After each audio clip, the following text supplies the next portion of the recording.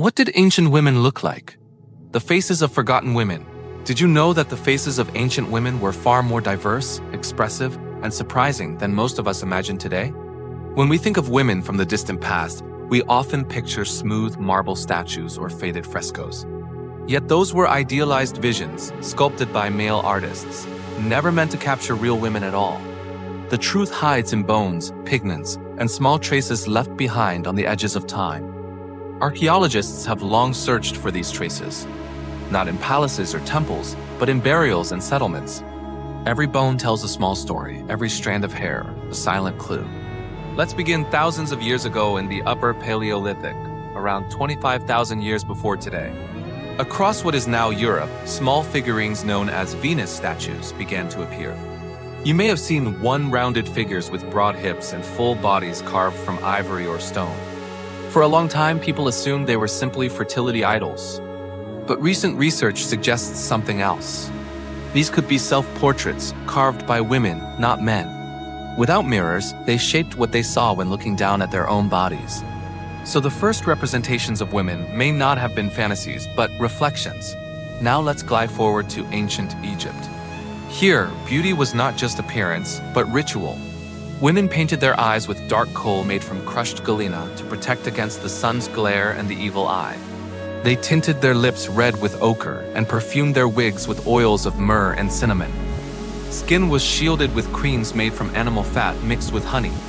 Wealthy women of Thebes carried mirrors of polished bronze, symbols of rebirth in the afterlife. Their beauty routines were not vanity. They were acts of faith and protection.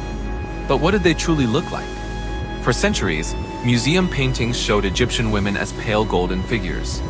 Modern analysis of mummy skin and genetic data paints a richer spectrum. Their complexions ranged from copper to olive, with deep brown and hazel eyes. Their hair was often dark, sometimes braided or adorned with gold beads. Many wore linen gowns so fine they shimmered in sunlight. When you imagine Nefertiti, do not think of a statue in blue and gold. Think of a living woman with warm skin, perfumed hair, and eyes outlined in shadow. Let's float northward to Mesopotamia, the cradle of cities. Clay tablets from Sumer and Akkad mention women who worked as priestesses, merchants, and brewers. Their look was practical yet dignified. Wool garments draped around the body. Hair twisted into coils held by pins of copper or bone. Ancient cylinder seals show women with wide eyes and calm expressions, their faces framed by curls. Archaeologists once uncovered a comb carved with fine detail beside a mirror of polished obsidian. Imagine a woman kneeling before it at dawn, preparing herself before the day's trade in the market. Across the Aegean Sea, on the island of Crete, the Minoan women appear in bright frescoes dancing among lily and dolphins. They wore dresses with flounced skirts and fitted bodices that left the chest uncovered, not as a gesture of seduction, but of power and ritual. Their skin was painted pale, a convention of the art, but the meaning was symbolic. It spoke of status, not biology. Real Minoan women, living under the Mediterranean sun, would have been bronzed by the sea air. Their hair, dark and glossy, fell over shoulders scented with olive oil. Now drift with me to ancient Greece. Here, beauty became philosophy. Greek women rarely appeared in public life, yet their appearance was carefully shaped within the home. They lightened their skin with white lid powder and tinted their lips with crushed berries. To the Greek mind, pale skin meant leisure, a sign that one did not labor outdoors. Yet beneath this painted restraint, real features persisted. Statues like the Kori of Athens show rounded cheeks, faint smiles, and traces of colored pigment. Once brightly painted, these figures were not lifeless stone but portraits of living presence. Across the Mediterranean and Rome, beauty was a craft of engineering. Wealthy Roman women curled their hair with heated iron rods, bleached it with lime, and sometimes wore wigs made from the hair of captured Gauls or Germans. They applied rouge to the cheeks, soot to the lashes, and pearl powder to the skin. Yet not all followed these fashions. Roman writers often mocked vanity, praising instead the simplicity of earlier times. The poet Propertius once wrote that true beauty needs no artifice, but artifice thrived nonetheless. In frescoes from Pompeii, women gazed confidently from their walls, holding writing tablets and styluses. These are not passive muses, they are thinkers, readers, owners of their own image. Let's drift eastward to Persia. Ancient Persian women, especially of noble rank, wore long robes of fine wool or silk embroidered with gold themselves with earrings and bracelets of turquoise and lapis lazuli. Reliefs from Persepolis depict them with covered hair and serene expressions. Some scholars believe the use of veils among high-ranking Persian women began not as a sign of oppression, but as an elite custom, a mark of dignity and separation from common life.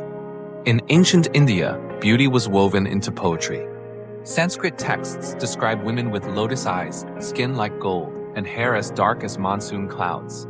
But these were not literal traits. They were metaphors of virtue, serenity, and inner light. Archaeological finds from the Indus Valley tell a subtler story.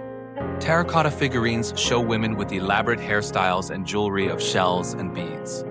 One famous piece, the so-called dancing girl, stands with a hand on her hip, chin raised in timeless confidence. Her posture says what no inscription could. Women then knew their strength. Further east, in ancient China, ideals of beauty shifted with dynasties. During the Han era, pale skin and soft round faces were prized. Women used rice powder for whiteness and crimson for lips. Hairstyles rose in elaborate coils held by jade pins. In tomb murals, court ladies play instruments, their robes flowing like painted clouds. Yet beneath the cosmetics, forensic reconstructions of Han and Tang dynasty skulls show faces with strong cheekbones, varied eyes, and individuality that art often softened. Now let's cross the sea to Japan. During the Heian period, noblewomen blackened their teeth with ink, a practice called asterisk kohaguro asterisk, seen as elegant and mature. They painted their faces white, their lips red, and their eyebrows high on the forehead. Their hair, long as silk, could reach the floor. Beauty was stillness, a graceful composure that mirrored poetry and etiquette. The real women behind those layers were scholars, poets, and courtiers who wrote about love, politics, and longing in delicate calligraphy. Back in Europe, during the Iron Age, Celtic women astonished Roman writers. They wore bright cloaks and twisted gold torques around their necks. Their hair was often fair, sometimes dyed with lime water to stiffen it upward in wild shapes. To Roman eyes, this looked savage. But to the Celts, it was pride, a reflection of clan and courage. The contrast reminds us how beauty is never universal. It is always the mirror of its own time. Let's float gently now toward the sands of Arabia. Before Islam, tribes admired poetry more than painting, so our glimpses of women come from words, not images. Poets described beloveds with eyes like a gazelle's and faces glowing like moonlight. When Islam arose, modesty became central, but not as silence. Early Islamic art never erased women, it stylized them. Textiles and manuscripts preserved their elegance in geometric rhythm. And behind veils and verses, history remembers scholars, calligraphers, and travelers who carried wisdom through centuries. From the Arctic to Africa, from Andes to Anatolia, ancient women looked not like ideals, but like life itself. Some bore wrinkles from years of labor. Some painted their eyes for ritual. Some smiled in clay, others stared from carved stone. Their faces, reconstructed today with 3D scans and DNA, remind us of something simple yet profound. That beauty was never one shape, one color, one story. Let's pause here for a moment. We have seen the painted faces of queens, the simple tools of artisans, and the forgotten portraits of everyday women. Yet our journey is only half begun. In the next part, we will meet real individuals, women whose faces have been scientifically reconstructed from ancient remains. We will look into their eyes as science brings them back to life. Faces brought back to life. Did you know that science can now show us the real faces of people who lived thousands of years ago? Not imagined or idealized, but reconstructed bone by bone, layer by layer, through the quiet language of forensic anthropology. These aren't the faces from myths or statues. These are the women who once walked, breathed, and dreamed under ancient skies. Let's step closer to meet them. Our first journey takes us to ancient Egypt, to a woman once buried near the Valley of the Kings. Her tomb was modest, not royal, yet her body was perfectly preserved. Scientists named her Meritamen, which means asterisk beloved of Amen. Asterisk when her skull was scanned, digital artists used forensic software to rebuild her face. Her cheekbones rose softly, her lips were full, her expression calm. She was likely in her 20s when she died, her teeth worn down by sand blown into bread flour, a common fate in her time. Her skin tone, reconstructed through DNA, was a warm bronze. Her hair, tightly curled, once scented with oil. Looking at her now, across 3,000 years, feels almost like meeting someone halfway between life and myth. Let's drift north to Greece, where another face emerged from the dust of history. She is known as Myrtis, a young Athenian girl who lived around 430 BCE. Her remains were found in a mass grave from the Great Plague of Athens. Through CT scans and digital modeling, her face was brought back. Wide eyes, youthful lips, an expression frozen in quiet curiosity. She might have walked through the busy Agora, listening to philosophers, unaware that her short life would one day help rewrite ancient history. Myrtis reminds us that every grand civilization rests upon the silent stories of ordinary people. Now let's travel across the sea to Britain, long before Roman rule. At a small site in Gloucestershire, archaeologists uncovered the skeleton of a woman from the Iron Age, nearly 2,000 years old. Her teeth and bones told a surprising story. She had grown up in the Mediterranean and migrated north. Her face, reconstructed by experts, revealed olive-toned skin and dark eyes. She was buried with jewelry and fine clothing, suggesting wealth or status.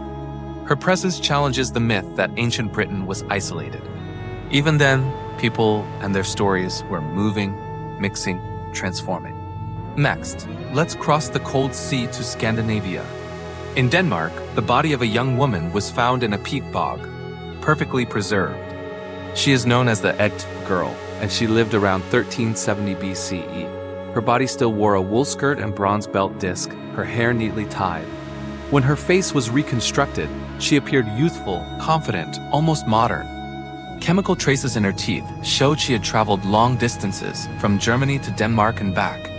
She wasn't just a villager.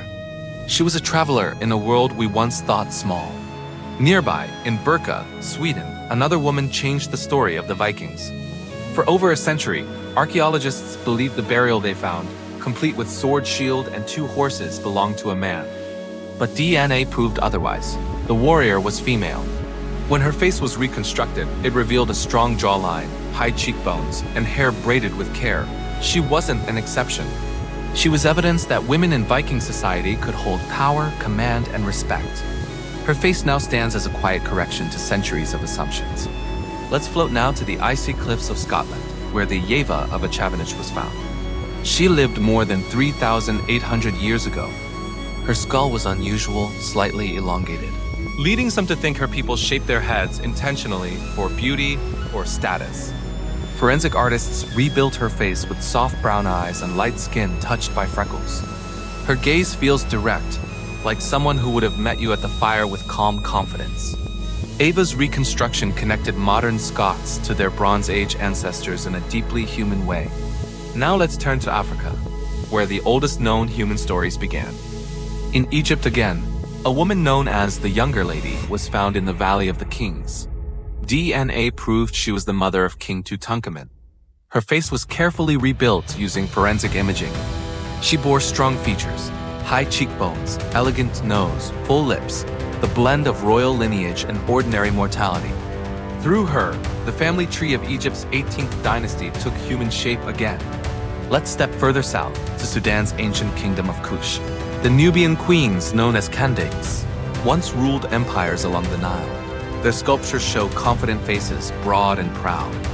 One of them, Queen Amanatur, is remembered in carvings from the temple of Naka. She wore elaborate jewelry and a crown shaped like a lion's mane. Her appearance defied Roman notions of beauty. Her power and stature made her face a symbol of authority itself. From Africa to the far north, ancient women looked vastly different, yet shared one unmistakable trait: presence. Forensic reconstructions reveal not perfection but life. Wrinkles, scars, asymmetry, softness. The details that art once erased are the same ones that make them real. Now drift east to the steppes of Central Asia. In the Altai Mountains, archaeologists uncovered the body of a woman buried in ice, preserved for over 2,000 years. She's called the Siberian Ice Maiden. Tattoos of mythical creatures run along her arms. Her face, reconstructed from scans, is serene, with high cheekbones and almond-shaped eyes. Her clothes were made from fine felt and fur. She carried with her a sense of dignity that transcended time. When her face was first revealed, local people called her their ancestor and held ceremonies to honor her spirit. From the frozen tundra, we travel south to the Indus Valley. Few faces survive from this civilization, but one woman, reconstructed from a burial at Rakagari, brings us close.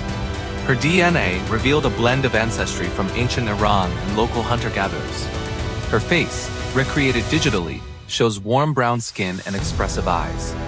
She represents one of the earliest urban societies in human history, people who built cities with drainage, trade, and art, long before Greece or Rome. Let's cross the ocean now to the Americas. In Mexico, scientists found the remains of a young woman in a flooded cave, one of the oldest human skeletons in the Americas. She was named Naya. Her skull was delicate, her features distinct from modern Native Americans. When her face was reconstructed, she looked almost timeless, bridging continents and centuries. Naya's story proved that early humans reached the Americas far earlier than once thought. In South America, the Luzia woman from Brazil told a similar tale. She lived about 13,000 years ago. Her skull suggested traits not typical of later indigenous peoples, showing how migration and adaptation shaped humanity's earliest journeys. Luzia's reconstructed face carries a quiet mystery, one that science still works to decode. All these women, from Maritaman to Naya, existed in separate worlds, yet they share a single connection. Through modern technology, they have been given a second life. Their faces are not museum pieces. They are messages from the deep past saying, asterisk, we were here. Asterisk, let's float now from the bones of individuals to the broader canvas of civilization. In the next part, we will explore how beauty standards, fashion, and self-expression changed over time, from ancient temples to medieval courts. We will see how the image of a woman was shaped not only by art and power, but by survival and identity. The evolution of beauty. How ancient ideals shaped the modern face. Did you know that our modern idea of beauty is built on echoes from thousands of years ago? Every trend, every fashion, every feature we admire today has a silent ancestor somewhere in the ancient world. Beauty was never born overnight. It evolved slowly, shaped by climate, culture, and the deep rhythms of survival. Let's begin in Egypt once more. For Egyptian women, beauty and divinity were almost the same word. The goddess Hathor was both the mother of music and the symbol of charm. To look beautiful was to be in harmony with the gods. Women lined their eyes not just for vanity, but to protect their vision from desert light and disease. Kohl was both medicine and art. Perfumes blended from lotus and frankincense served as hygiene and worship. When Cleopatra appeared in history, she was not inventing beauty, she was perfecting it. Her red ochre lips, black-lined eyes, and shimmering oils became the ancient standard of elegance. And though centuries passed, her image would survive, influencing Greek, Roman, and even Renaissance ideals. Now let's float over to Greece. Here beauty became mathematics. Philosophers like Pythagoras and Polykleitos believed harmony could be measured. They sought symmetry, proportion, and balance, qualities that shaped sculpture and human ideals alike. A well-formed face reflected moral goodness. Pale skin suggested refinement. Modesty and proportion were admired more than extravagance. When artists carved goddesses like Aphrodite, they created not portraits but blueprints of perfection. Yet even those marble faces once held traces of paint, hints of lifelike warmth erased by time. Across the sea, Rome absorbed and redefined these Greek ideals. Roman women followed trends with precision. Hairstyles became statements of power. Empresses set the tone for fashion across the empire. Portrait busts showed tight curls, polished skin, and regal posture. Cosmetics grew into a business. Shops sold creams, powders, and perfumes from Alexandria to Carthage. But there was tension too. Roman writers often mocked vanity while secretly admiring it. A woman's beauty, they said, could sway politics as easily as armies. Behind that irony lay truth. Beauty had become influence. Now let's drift east to ancient China. Their beauty followed a path of elegance and stillness. During the Han Dynasty, fair skin and delicate features were prized, not for wealth but for refinement. The Tang Dynasty later celebrated fuller figures, confident faces, and bright cosmetics. Court paintings show women with soft curves, rosy cheeks, and elaborate buns adorned with flowers. They moved with quiet grace, a reflection of poetry and harmony. Their beauty was not about power or conquest. It was about presence, the art of being complete in oneself. In Japan, this philosophy deepened. During the Heian era, noblewomen painted their faces white, shaved their eyebrows, and drew new ones high on the forehead. They moved slowly, wrote poetry in secret, and measured beauty through subtle gestures. A single glance or fan movement could speak louder than words. To modern eyes, it might seem distant, but within that restraint was deep emotional life, the beauty of silence and thought. Let's travel to India. Here beauty was spiritual. The Sanskrit concept of saundarya joined physical grace with inner virtue. Ancient texts described glowing skin, fragrant hair, and gentle speech. But they also said that beauty without wisdom was empty. In temple sculptures, women appear with fluid curves, confident posture, and serene smiles. These were not goddesses made to please men. They were cosmic symbols of fertility and strength. The famous carvings of Khajuraho and Ajanta show women engaged in music, dance, and devotion. Beauty here was movement, not stillness. Now drift north to Persia and Central Asia, where empires mixed cultures. Persian queens wore flowing robes of silk embroidered with gold. Artists painted their faces with almond eyes and soft features, symbols of purity and majesty. As Islam spread, beauty found a new form in pattern, poetry, and language. The Quran spoke of modesty and dignity, turning the gaze inward. Poetry by Rumi and Hafez described beauty as divine light, something that shone from within the soul. Outer beauty became a reflection of the inner world. Let's cross now into medieval Europe, where faith reshaped the idea of a woman's face. In the Christian world, beauty was tied to morality. Pale skin symbolized purity, golden hair suggested holiness. Women plucked their hairlines to create high foreheads, wore veils, and painted cheeks faintly with rosewater. But even within the church's restraint, beauty thrived in art. The Virgin Mary became the eternal feminine ideal, soft, serene, untouchable. Her image shaped Western art for centuries, turning spiritual devotion into a visual code. As centuries passed, beauty followed the tides of history. The Renaissance revived ancient Greece, celebrating symmetry and naturalism once more. Artists like Botticelli painted women with soft light and calm faces, their expressions blending innocence with mystery. In these faces lived the ghosts of Aphrodite, Nefertiti, and every forgotten woman before them. Let's float again to the Ottoman courts of Istanbul. Here beauty became theater. Women in the harem used rosewater, henna, and amber oil. They wore silk robes and jeweled veils. Painters of the time, especially miniature artists, portrayed them not as individuals but as symbols of elegance. Yet travelers who visited wrote of real faces, sharp minds, poetic voices, women who shaped politics behind curtains of secrecy. Across the Atlantic, in Mesoamerica, Aztec and Maya women saw beauty as harmony with nature.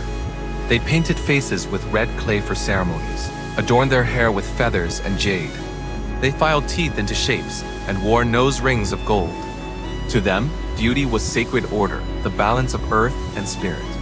As centuries turned, beauty ideals collided. Trade, conquest, and exploration brought cultures face to face. European travelers wrote of African queens adorned with gold and coral. They met Asian courtiers glowing with porcelain skin. They described Polynesian women with tattooed faces, each mark a story of life. Slowly, beauty became global, a mosaic of traditions layered one over another. Now we live in a world of mirrors and screens. Yet even our modern filters carry ancient whispers. The contour of a cheekbone, the arch of an eyebrow, the glow of skin, these traces all descend from somewhere deep in time. When someone lines their eyes in dark shadow, they echo Egypt. When they admire symmetry, they echo Greece. When they celebrate natural skin and inner light, they echo India, China, and Africa. So what did ancient women look like? The answer is both simple and endless. They looked like us, the same spark, the same range, the same depth. The tools changed, but the instinct stayed. To express, to protect, to belong, to be seen. Let's pause here and look back across the ages. From the first carved Venus to the digitally reconstructed faces of queens and farmers, the story of beauty is really the story of being human. It is how we preserved identity when language faded. It is how women left their mark. not through war or empire, but through the quiet art of selfhood. And perhaps that is the greatest revelation of all. Ancient women were not myths or symbols. They were individuals, each with her own way of standing against time. Their faces looked different, but their eyes carried the same light that still lives in ours. Let's float to a close now, softly. The past, after all, is not far behind us. It lives beneath our skin, in our gestures, in every reflection we see. And if you ever wonder what ancient women looked like, you need only look around. They are everywhere, in every face,